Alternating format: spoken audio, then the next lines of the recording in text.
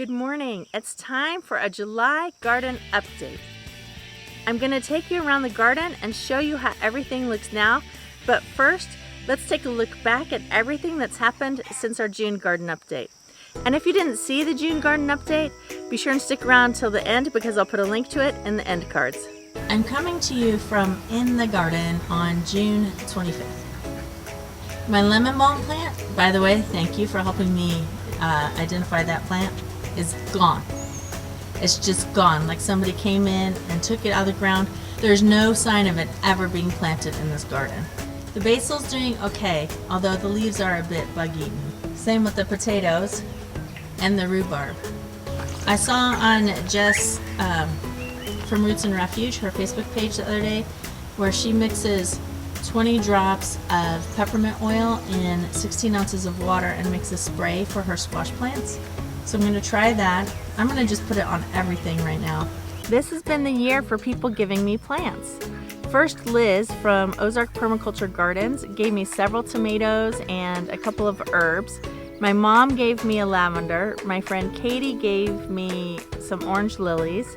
Richard and Shai from the Awesome Homestead have comfrey plants waiting for me, and they always give me plants when I go over there. And then yesterday, let me show you.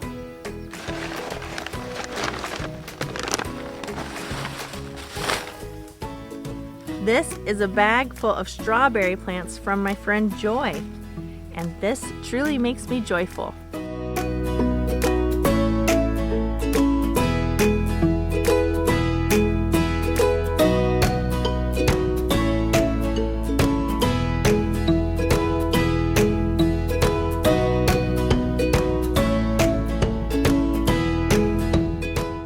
This is rabbit manure from our own rabbits. Rabbit manure is sometimes known as garden gold because this manure can go straight in the garden without any fear of burning your plants. It doesn't need to be composted first.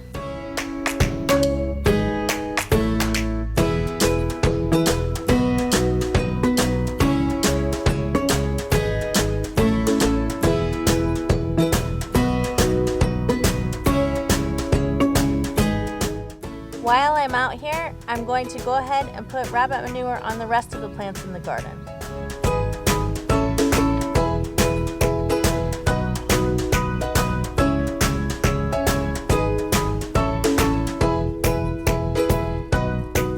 I am so pleased with what everything is doing except for the squash bugs. I cannot get rid of them. Peppermint oil is working okay. I think I got to try something else though too.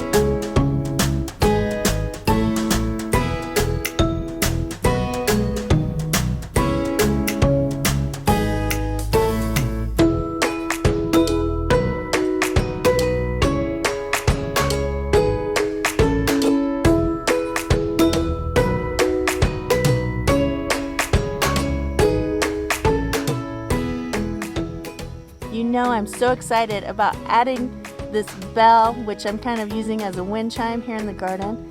I really wanted to make my garden more beautiful and add some whimsy this year, and this is my first little bit of whimsy. And it's a beehive because I'm a beekeeper. And look at this, the little clanger is a bee. How cute is that?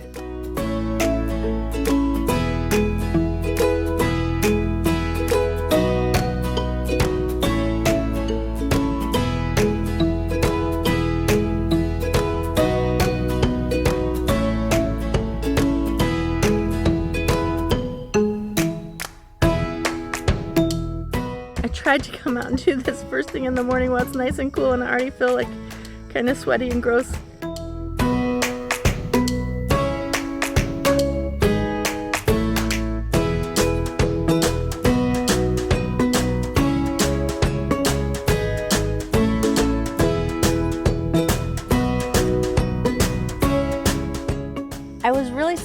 surprised and pleased to see this new life coming up in the strawberry bed.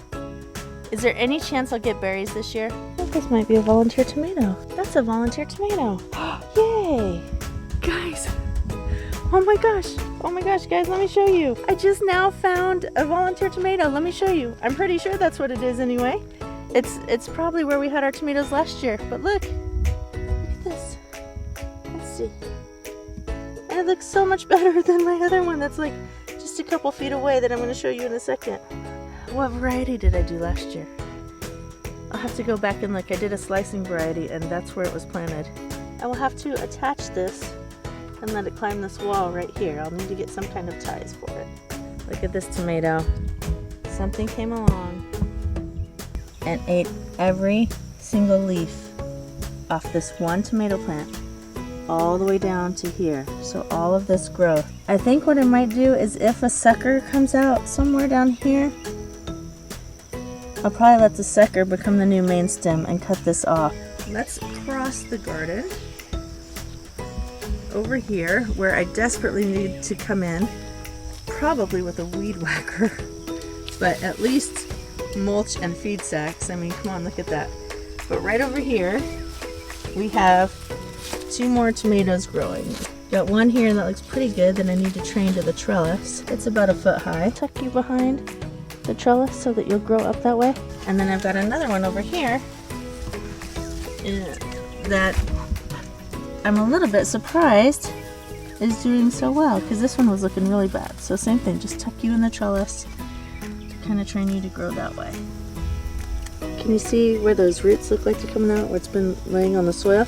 So what I might do right here is just come back in, cover that with wood chips and let that become root bed, and then just have it grow up from there.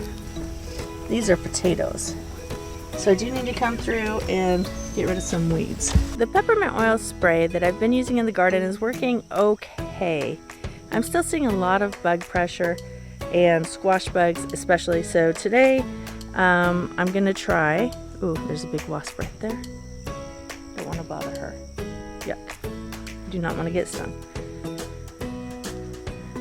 Today I'm going to try this, which is 26 ounces of water and roughly half a tablespoon, a couple teaspoons of both Dawn dish soap and vegetable oil. So I'm going to try using that.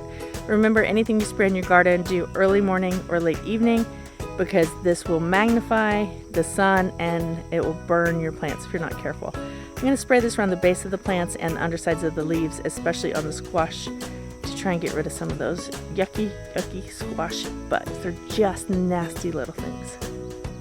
If you were paying very close attention, you may have noticed a few plants in my garden that I didn't talk about today.